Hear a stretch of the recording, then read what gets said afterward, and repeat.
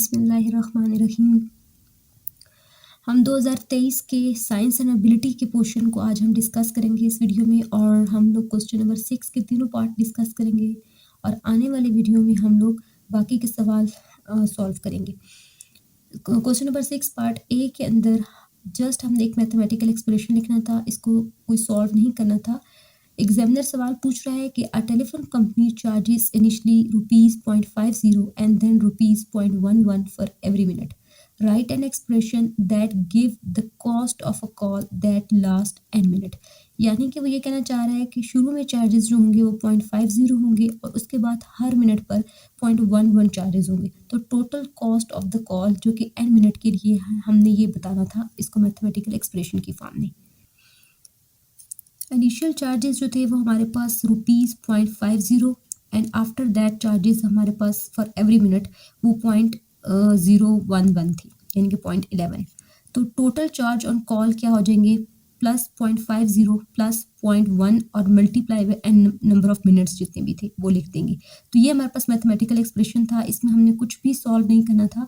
यहाँ पर अगर एन 2 होता या 3 होता या जितने भी मिनट होते तो वो हम लिख के 0.11 से मल्टीप्लाई करते, देन इसको 0.50 के अंदर ऐड करते तो टोटल कॉस्ट ऑफ कॉल आती थी। लेकिन हमें एन नंबर ऑफ हमें मिनट्स नहीं पता, एन उसने दिया हो तो हम यहाँ पे एन मेंशन करेंगे। तो ये हमारे पास इस तरह लिखना था, इस सवाल को कोई सॉल्व नहीं करना था। और बी पार्ट जो है उसमें हमने मिसिंग सीरीज को कंप्लीट करना है। 5 सीरीज दी हुए हैं, यानी कि हर सीरीज का एक नंबर था। और नॉर्मली जो है वो मेंटल एबिलिटी के पोर्शन से ये आया है, और मेंटल एबिलिटी में कोडिंग डिकोडिंग सीरीज को कंप्लीट करना या जंबल वर्ड्स आते हैं। और इस पेपर में एग्जामिनर ने सीरीज भी दी है और जंबल वर्ड भी दिए हैं। तो अभी मैं आपको बताती हूँ कि सीरीज कैसे सॉल्व करनी है। सबसे जो पहली सीरीज है उसमें 1, 8, 4, 27, 9 और देन हमने आगे बताना था कि क्या है। और अगर हम इसको देखें तो हमारे पास 1 जो है वो 1 का स्क्वायर, 4 जो है वो 2 का स्क्वायर, 9 3 का स्क्वायर है। इसके अंदर एक और सीरीज भी चल रही है। अच्छा, यहाँ पर सीरीज जो है वो और एक और सीरीज भी है, वो 8 का अगर देखें तो 8 जो है वो 2 का क्यूब है एंड 27 जो है वो 3 का क्यूब है। इसका मतलब है यहाँ पर जो नेक्स्ट वर्ड आएगा या नेक्स्ट डिजिट आएगा वो 4 का क्यूब होगा। तो 4 का क्यूब जो है वो अगर हम 4 को 3 टाइम मल्टीप्लाई करें तो उसका क्यूब जो बनता है वो 64 होता है, यानी कि यहाँ पर ये 64 बनता है। जो नेक्स्ट सीरीज है वो हमारे पास 3, 6, 8, 16 और 18 है, और नेक्स्ट हमने बताना है कि वो क्या है। उसमें अगर हम देखें तो 3 को 2 से मल्टीप्लाई करें तो 6 आता है, इसी तरह 8 को मल्टीप्लाई करें 2 से तो 16 आता है। यहाँ पर 18 को 2 से मल्टीप्लाई करेंगे तो क्या आएगा, 36। सिंपल से सीरीज थी। इसको सॉल्व करने का एक और तरीका भी है कि अगर 3 और 2 को मल्टीप्लाई करें तो 6 आता है, और 6 के अंदर हम 2 ऐड करें तो 8 हो जाता है। इसी तरह फिर 8 को 2 से मल्टीप्लाई करें तो 16, और 16 के अंदर अगर हम 2 ऐड करें तो 18, और इस तरह फिर 18 को 2 से मल्टीप्लाई करें 36, और 36 से जो नेक्स्ट होगा वो 38 बनेगा अगर हम 32 6 के अंदर 2 ऐड करेंगे तो। और अच्छा, तीसरी सीरीज जो है वो हमारे पास क्या है, 2, 8, 5, 12 है। यहाँ पर हम 2 का क्यूब लें तो 8 बनता है, 8 का क्यूब लें तो 512 बनता है, ठीक है। और 512 का क्यूब लें तो ये हमारे पास डिजिट बनता है। ये सिंपल सीरीज थी, सिर्फ क्यूब लेना था, सिर्फ कैलकुलेशन थोड़ी बड़ी थी। इसमें क्या है, 512 को 512 से मल्टीप्लाई करेंगे, देन जो उसका आंसर आएगा उसको अगेन 512 से मल्टीप्लाई करेंगे तो हमारे पास ये वाला डिजिट्स आ जाएंगे।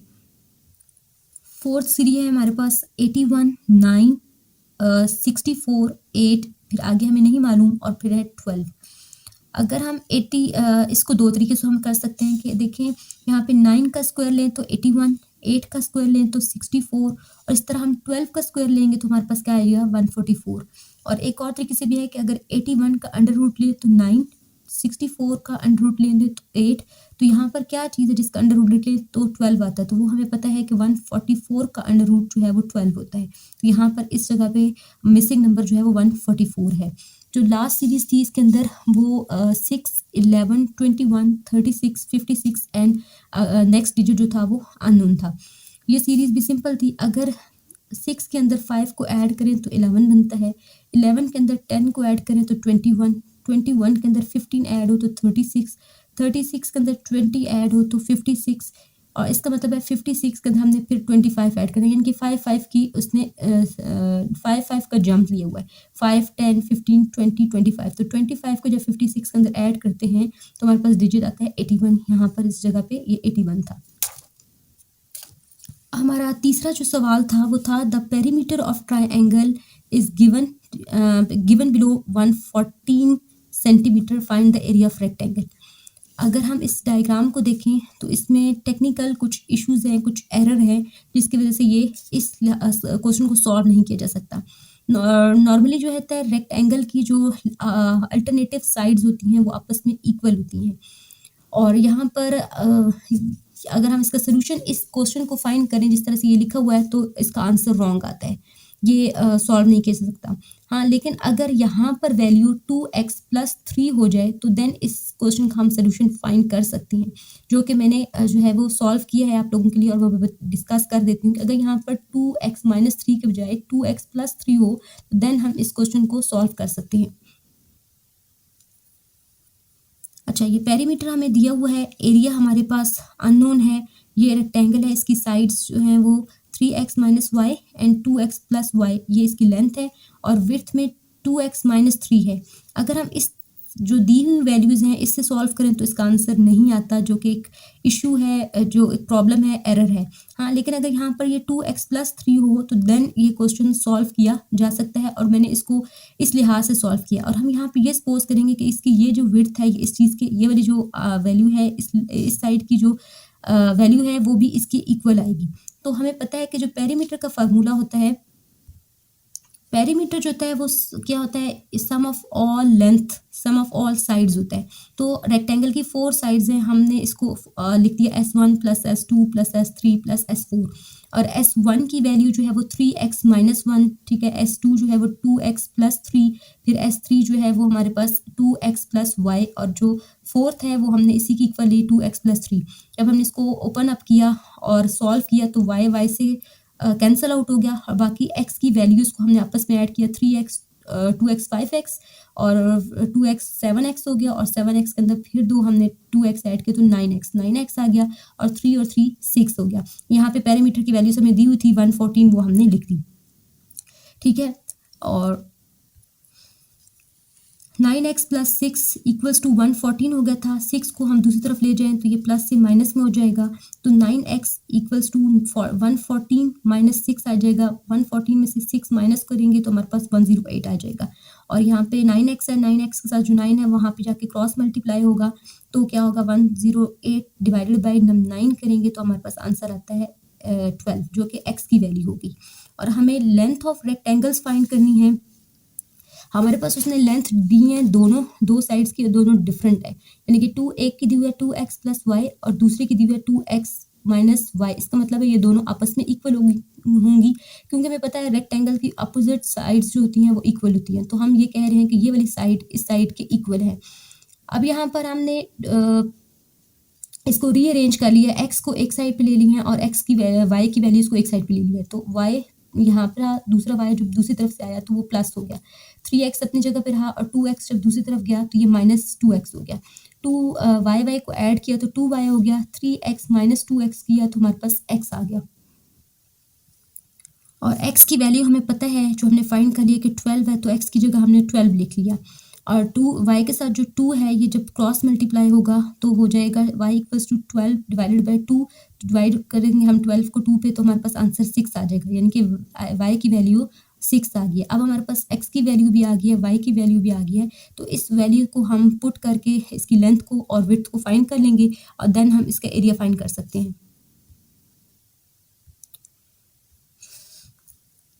अच्छा, ये था 3x - y। अब यहाँ पर मैंने x की जगह x की वैल्यू पुट की और y की जगह y की वैल्यू पुट की, 3 × 12 हमारे पास हो जाता है 36 माइनस y 6 की वैल्यू, तो ये 36 में से 6 माइनस किया तो 30 आ गया। इसी तरह जो दूसरी लेंथ थी 2x + y, यहाँ पर x और y की वैल्यू ऐड की तो 2 × 12 24 आता है, 24 के अंदर 6 जो y की वैल्यू वो ऐड करेंगे तो 30 आ जाएगी। इसका मतलब है दोनों लेंथ हमारे पास सेम है 30 की। इस तरह विड्थ की हमारे पास 2x + 3 है, और x की जगह वैल्यू पुट करो, 2 24 होता है, 24 के अंदर 3 ऐड करेंगे तो 27, यानी कि इसकी विड्थ हमारे पास 27 आ गई। और हमारे पास एरिया का जो फार्मूला है L A equals to L into W होता है। एल की जगह एल की वैल्यू पुट की और डब्ल्यू की जगह उसकी सॉरी विड्थ की जगह विड्थ की वैल्यू पुट की, ठीक है। 27 जब दोनों को आपस में मल्टीप्लाई किया तो हमारे पास आ जाएगा आंसर 810 810 आ जाएगा सेंटीमीटर स्क्वायर। ये एरिया ऑफ रेक्टेंगल आ गया। अगर हम ये वाली वैल्यू पुट करें तो इस तरह ये सोल्यूशन ये क्वेश्चन सॉल्व किया जा सकता है, लेकिन एग्जामिनर ने जो वैल्यू दी है उस तरह से वो सॉल्व नहीं किया जा सकता। इस तरह इसका मतलब है कि इसके क्वेश्चन के अंदर प्रॉब्लम था और होपफुली एफपीएससी वाले तमाम कैंडिडेट्स के ग्रेस मार्क्स दे देंगे इसके। आने वाले वीडियो में हम बाकी क्वेश्चन इंशाल्लाह डिस्कस करेंगे। ज्योमेट्री से रिलेटेड है और इसमें एग्जामिनर ने सवाल दिया है कि Ahmed stands at point D 2 metre in front of a spotlight at point A, यानी एक कोई ए पॉइंट है वहाँ पर स्पॉटलाइट है, उसके इन फ्रंट 2 मीटर पे अहमद खड़ा है पॉइंट डी पे। He is 1.6 metre tall and is facing the wall of a building which is 10.5 meter away from him.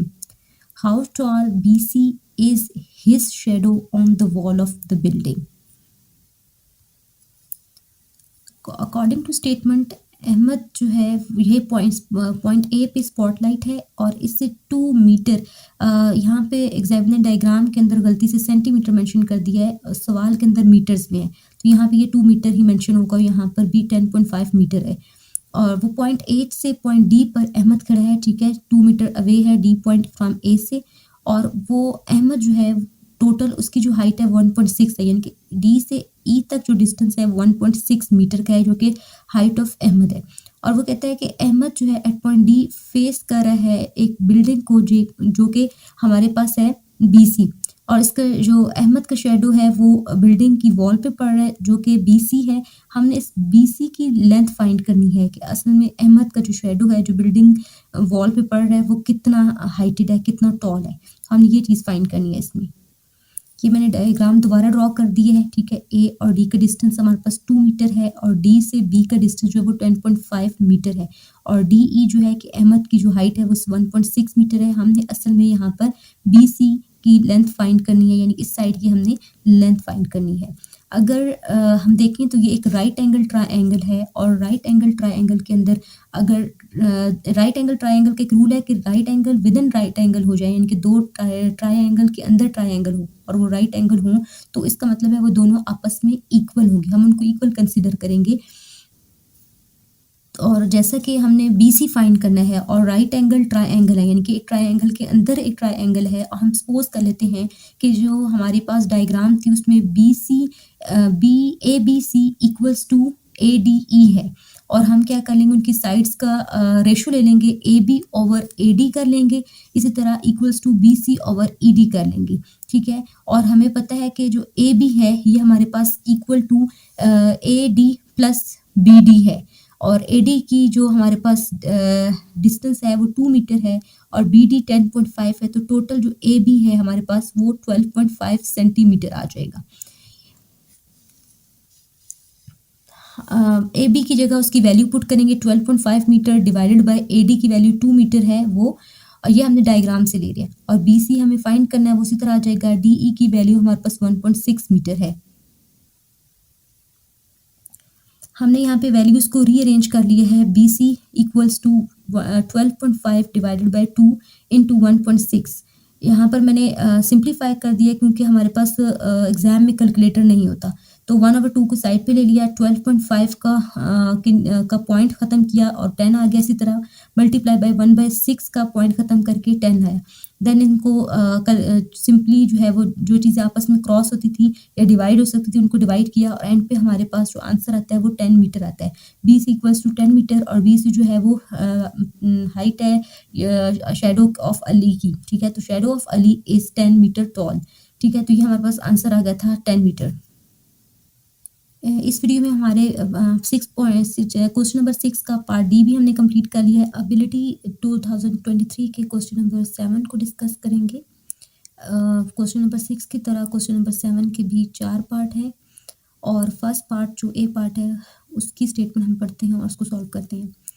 Statement में है कि Ali standing 10 metre away from a tree, the distance of his eye from his feet is 1.5 metre, given that the distance from his eye to the top of the tree is 15 metres, find the height of the tree. यहाँ पर हमने height of tree के बारे में बताना है। ये question भी अगेन ज्योमेट्री से आया है और इस क्वेश्चन के भी हम डायग्राम बना के फिर इसको सॉल्व करेंगे।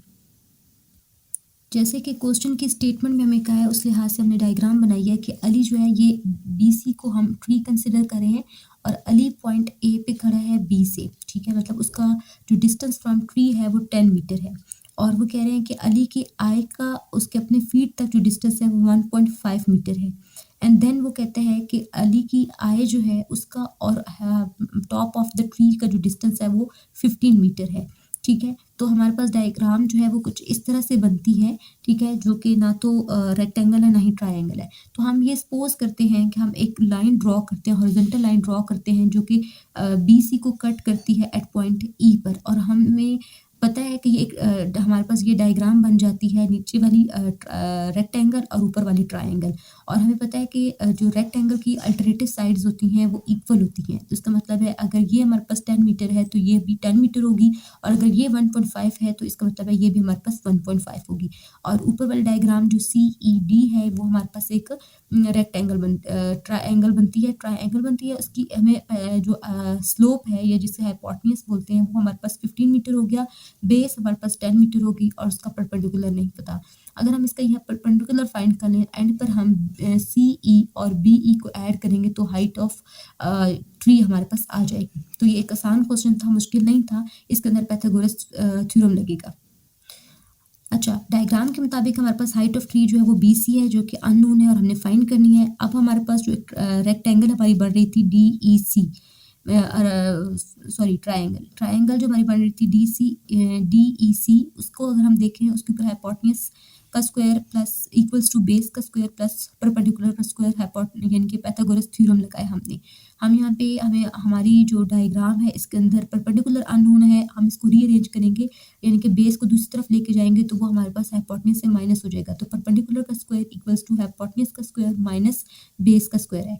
और हमें पता है कि हमारी डायग्राम में जो परपेंडिकुलर है वो CE से रिप्रेजेंट है, तो यहाँ पर ही CE लिखेंगे और हम इसका अंडर रूट ले लेंगे बहुत साइड पे, क्योंकि हमें जो है वो CE चाहिए ना कि CE का स्क्वायर चाहिए। तो दोनों साइड पे हमने स्क्वायर रूट ले लिया और मतलब परपेंडिकुलर का square root equals to hypotenuse का स्क्वायर माइनस बेस का स्क्वायर और अंडर रूट ले लेंगे यहाँ पर।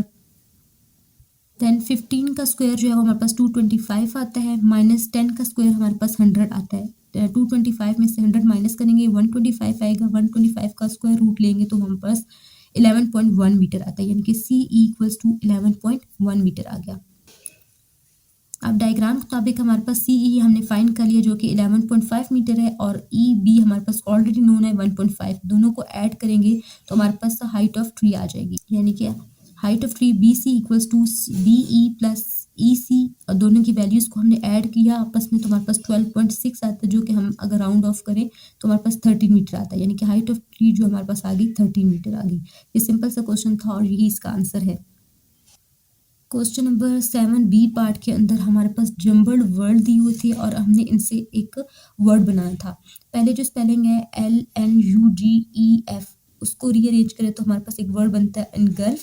नेक्स्ट हमारे पास वर्ड है CKANS, इसको अरेंज करें तो हमारे पास स्नैक्स बनता है। एंड देन CIREFE, तो इससे हमारे पास एक वर्ड बनता है फ्राइज। और नेक्स्ट जो वर्ड था जो हमारे पास काफ़ी बड़े से स्पेलिंग है, इसको अगर रीअरेंज करें तो हमारे पास वर्ड बनता है पॉमग्रेनेट। लास्ट जम्बल वर्ड के जो स्पेलिंग थे अगर इसको रीअरेंज करें तो हमारे पास पम्पकिन एक वर्ड बनता है, ठीक है, जो कि कद्दू को कहते हैं। क्वेश्चन नंबर 7 के C पार्ट में हमें वो कह रहा है draw and write the total number of lines of symmetry in a regular hexagon and octagon. How many lines of symmetry are there in a circle. अच्छा, पहले वो लाइन ऑफ सिमेट्री क्या है, कहने की कितनी लाइंस उस डायग्राम में से पास कर सकती हैं, उस शेप में से। हेक्सागोन को हमें पता है कि 6 कॉर्नर डायग्राम होती है और इसमें से 6 लाइंस पास कर सकती हैं। लाइंस ऑफ सिमेट्री हमें पहले उसने कहा है कि हेक्सागोन की लाइंस ऑफ सिमेट्री बताएं, तो इसमें टोटल हेक्सागोन एक 6 साइडेड शेप है, ठीक है, जिसके 6 कोने हैं और इसमें से 6 सिमेट्रिकल लाइंस पास कर सकती है। सिमेट्रिकल लाइंस का मतलब है कि वो लाइंस जो तमाम की तमाम लाइन सेंटर में से पास करें, तो हेक्सागोन के अंदर से 6 लाइन पास ये जैसे कि मैंने डायग्राम में शो किया है कि हमारे पास कॉर्नर है, 6 कॉर्नर है, 1 2 3 4 1 2 3 4 5 6 7 सॉरी 6, ठीक है। तो यहाँ पर हमारे पास अगर हम लाइन पास करें जो टोटल सेंटर में से पास कर रही हैं, तो ये हमारे पास यहाँ से यहाँ तक ये 6 लाइंस पास कर सकती हैं, 6 कॉर्नर से और एक हमारे पास हर फेस से। तो टोटल जो लाइंस हैं हमारे पास 1 ये 1 ये 2 ये 3 ये 4 ये 5 और ये 6, तो 6 लाइंस इसमें से पास कर सकती हैं। दूसरा हमें उसने ऑक्टागोन का कहा कि उसके अंदर से कितनी लाइंस ऑफ सिमेट्री पास कर सकती हैं। तो ऑक्टागोन एक ऐसी शेप है जिसके 8 कोने होते हैं, इसमें से 8 लाइंस ऑफ सिमेट्री पास कर सकती हैं।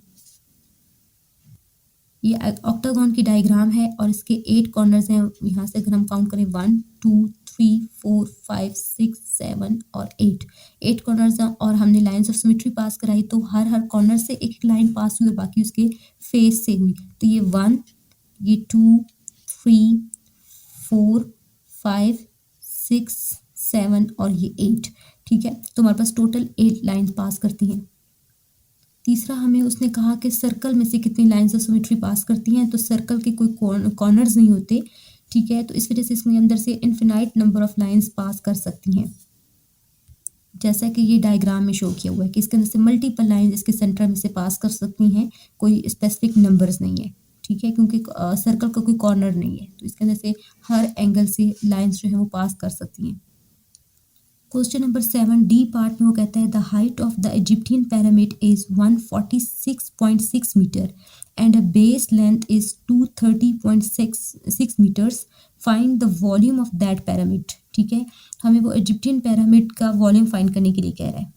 अच्छा, पिरामिड एक ऐसी शेप होती है जो ऊपर से बिल्कुल ट्रायंगल की तरह होती है और नीचे उसकी एक बेस होती है, और बेस जो है वो different on the base of pyramid जो है वो हमारे पास 3 तरह के पिरामिड्स हैं। एक हमारे पास रेक्टेंगुलर पिरामिड्स हैं, स्क्वायर पिरामिड्स हैं और ट्रायंगुलर पिरामिड्स हैं। लेकिन यहाँ पर उसने मेंशन किया है इजिप्टियन पिरामिड्स, और अगर आप डायग्राम में जाके देखें तो जितने भी इजिप्टियन पिरामिड्स हैं उनकी बेस जो है वो हमारे पास स्क्वायर शेप की है।